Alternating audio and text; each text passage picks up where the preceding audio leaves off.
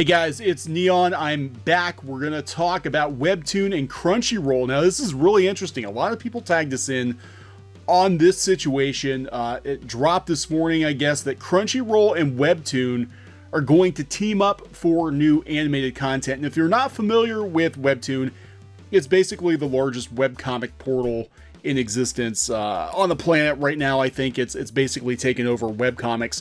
And the fact that they're teaming up with Crunchyroll is very, very interesting. There's also some stuff going on with Rooster Teeth. So we're going to talk about this because we've been talking about how Crunchyroll, Rooster Teeth, Elation, all these things are going to sort of probably merge together because of the Warner Media cutbacks. But Webtoon being thrown into it is very, very interesting.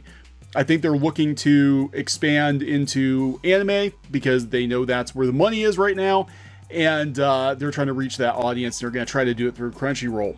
So before we get into the video, please subscribe if you guys haven't subscribed already. I think we hit like 67,000 subs. We're hoping for 100,000 soon. Reason being, we want to get found. We want to get found in the YouTube algorithm. It makes it, YouTube, every time they make a change, it makes it very, very hard for independent content creators to get seen. They seem to favor outlets like the New York Times and Vox, etc., etc. And it's really important that you guys, subscribe to creators that you like. And that's beyond just Clownfish TV. It's anyone you watch on YouTube. Make sure you give them a sub. So this is really interesting. I'm going to talk a little bit about Webtoon too, because we do have a bit of a history with Webtoon. And then we'll talk about, this particular situation. Now, Webtoon came to the US, I believe, around 2012, 2013, and they were based out of Korea. I think they're part of the Naver group, which is like the Korean version of Google. It's very, very big. Webtoons are very, very big overseas. And now the big difference with Webtoon, obviously, is that you scroll. It was designed basically for mobile devices because at that time, everyone in Asia was using a cell phone, pretty much. They hadn't caught on as much over here in the States.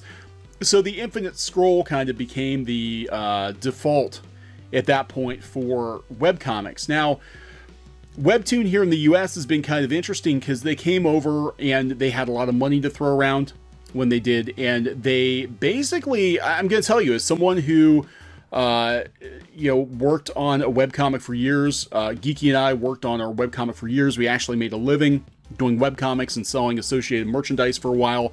Webtoon basically destroyed the webcomic ecosystem. I'm gonna be honest. Webtoon came in, and Webtoon, along with Tapastic, which was another Korean-based company portal.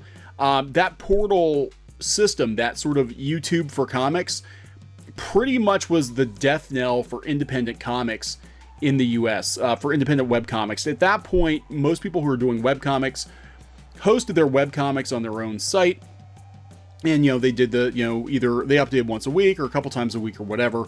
That was kind of the norm. Everybody just kind of hosted their own stuff, and then they built kind of merch around that. And we're talking, that webcomic business model was before YouTube, before these portals. Well, I think with YouTube, the advent of YouTube, content creators were looking for an easier way to drop their content. They were looking for one-stop solution. A lot of creators don't have a lot of experience running websites. So Tapastic and Webtoon came along. Tumblr got used for that as well. But the problem is it's very, very hard to monetize off of Webtoon. Now, people who are successful running their own websites with their comics on it, they were able to, do ad sales. They had ad revenue. They had their own, pre-Patreon type patronage services, and they sold t-shirts and stuff like that. And I'll be honest, I think a lot of these, like Patreon and Webtoon and stuff, they lifted a lot of those ideas from the independent comics community. When Webtoon came in, they basically lured creators away from running their own sites and got them onto their platform. But now that these creators are on their platform, they were using the numbers, I believe, and Geeky and I talked about this before. We actually have some videos out there about Webtoon. I think we'll talk more about the specifics of Webtoon and where to put your comics and stuff at a later date.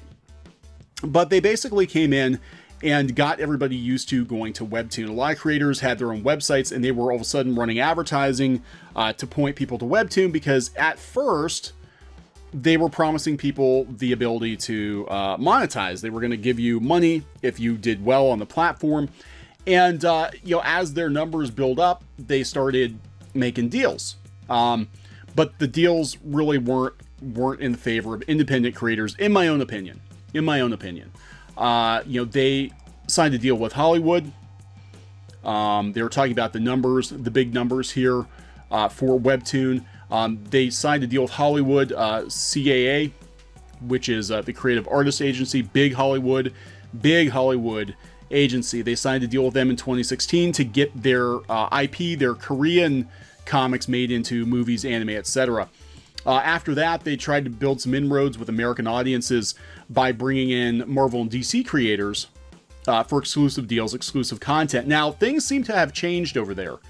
It really has changed over there, I think, because lately the notifications I've been getting were for Korean comics that they were bringing over to the States, not for American created comics. I don't know how the American comics did on Webtoons. I know, you know, you look at the numbers and they do have, the numbers are kind of public. If it's not like manga style, it doesn't seem to do very well on Webtoon. I'm going to be honest. It doesn't seem to do very well on Webtoon because that audience seems to really enjoy the manga style stories. So I don't know if they're still doing this, if they're still bankrolling these American stories, if that had something to do with, you know, them signing this deal with the agency in Hollywood or what. But the new thing now is that they're teaming up with Crunchyroll to get into anime. Now, if you go out to Webtoon's YouTube channel, they've been, you know, doing like animated commercials for their comics, and I'm not sure what their user base is now. I know it's pretty substantial, and you know, it sounds like I'm throwing shade at Webtoon. I'm not really throwing shade at Webtoon. I'm just saying they were very disruptive. They came in, they sort of swept away any incentive for creators to run their own website, and the problem with that is it's really hard to monetize. It's a very hard to monetize platform. Now they are doing ad shares, I guess now.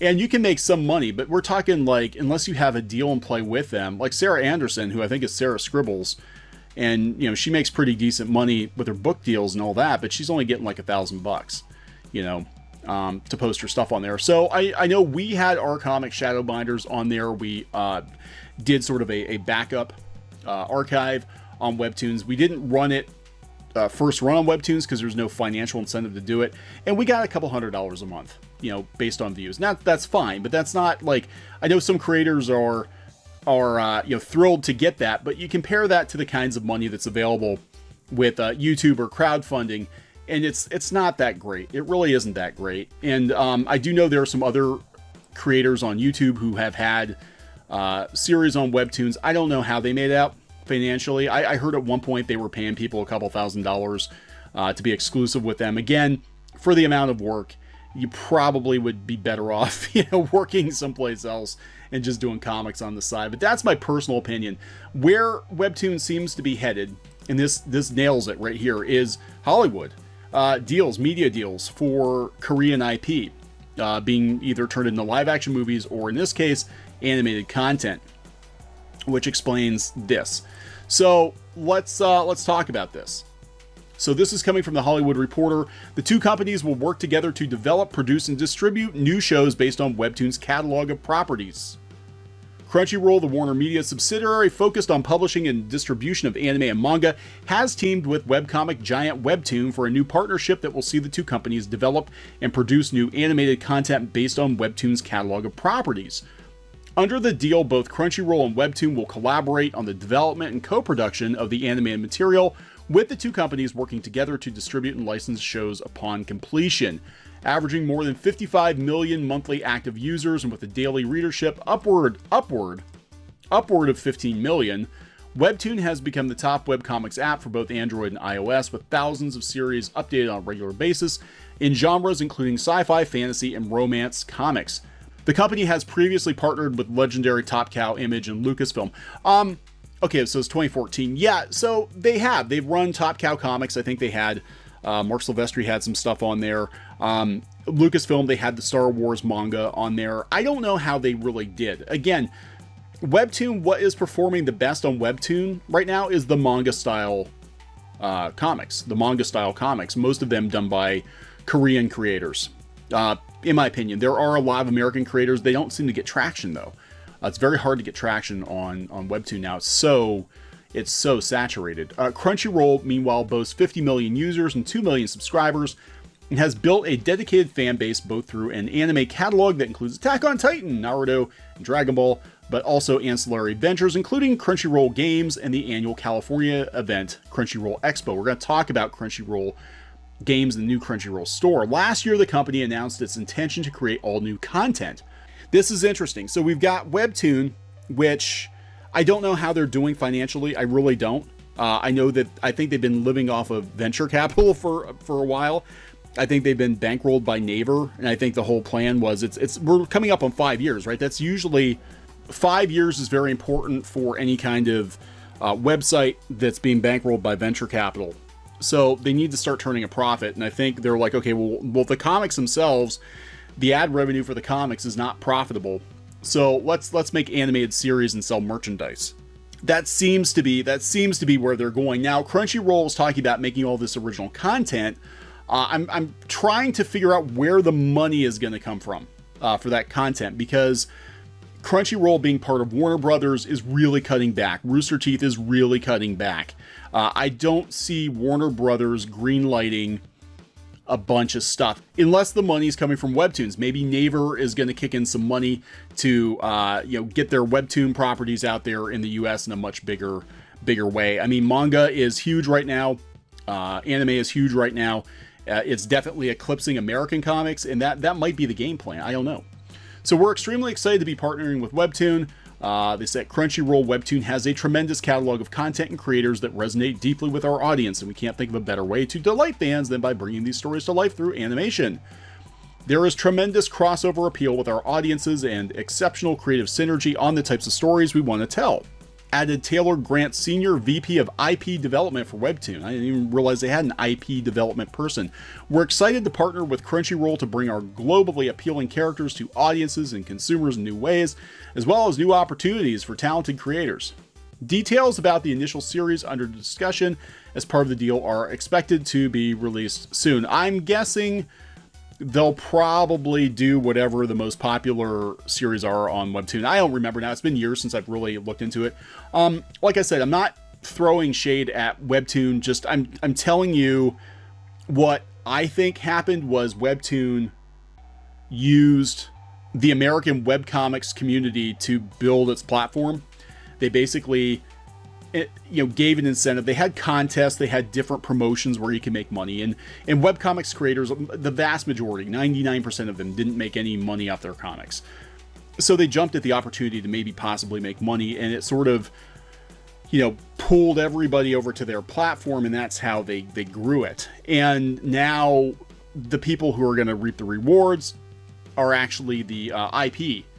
It's actually the IP owned by Webtoon, not the independent creators, as far as I can tell. I don't know the specifics. We don't know what's going to happen. But again, coming from the old school webcomic scene, Webtoon absolutely did disrupt things and made it so much harder for the average person to start a webcomic and monetize it.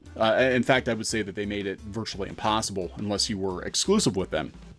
So we're going to watch this. Again, I'm not sure where the money's coming from. I'm really thinking that Webtoon Naver might be bringing the money to the table, because I don't think Crunchyroll has it. I don't think Crunchyroll is going to have access to it. I think Warner's going to cut them off. So we had a viewer send this to us yesterday, which I thought was really interesting, and I hadn't been paying attention. Remember the theory that Rooster Teeth might get merged into Crunchyroll. This is coming from Chaotic Keyblade. Thank you for that. Well, I think this would be more evidence of that. Why is Ruby merchandise coming to the Crunchyroll store when Rooster Teeth already has an established storefront? That is a good question. That is a very good question. And I think this just is more proof that Rooster Teeth, maybe Rooster Teeth and Elation are going to work with Crunchyroll to animate Webtoons series, or pilots. It could just be that they're making a bunch of pilots. It could just be that they're making a bunch of pilots and hoping that they'll get picked up too. We don't know what's going to happen. Very interesting though. And, I'm not sure where this is going to go. But it is interesting now that they are pulling from from webcomics basically to make anime. Now, that's not really unusual. It's been done before overseas. I know a lot of live action K-dramas have originated with webtoons, but it's interesting that this could happen in the US like this. But I would not, personally, I would not expect US creators. I think it's going to be whatever is worldwide popular on Webtoon, but we'll see. We'll see. So we'll keep an eye on this. We're going to talk more about comics and the comic book industry and where things are going right now. You know, I will say, if you're not concerned about making a lot of money and you just want to get eyeballs, Webtoon is a good platform. It's basically the biggest game in town right now. And for most people who are going to do a webcomic or do a digital comic, it's probably your best bet to gain a readership, because people are there specifically to read comics. So check it out. I'm not trying to throw shade at them. Not at all. I just am telling you from our point of view what Webtoon kind of did to the webcomics ecosystem. And we'll probably talk more about that. I know Geeky wants to do some videos on webtoons and you know, basically where webcomics go in 2019, because it's very, very different. It's a very different landscape now than it was when we first started about 10 years ago. So we'll talk to you guys later. Please subscribe for more pop culture news, views, and rants. Goodbye. Thinking about printing your own comic books, graphic novel, or manga? We recommend our friends over at Print Ninja. We've been using Print Ninja as long as they've been printing comics, and both the quality and price is excellent. Mention Clownfish TV and get an additional 5% overrun of your book order quantity printed for free. For free! That's free books, people. Just mention this offer on the phone or in the additional information box on the quote request form. That's printninja.com, or click on the link in the description below. Hey guys, thanks for watching Clownfish TV. Please consider supporting the channel. Go to clownfishsupport.com. That's clownfishsupport.com. And if you want to join our community, go to clownfishtalk.com. That's clownfishtalk.com. Please subscribe, ring the bell for notifications. We will talk to you next time.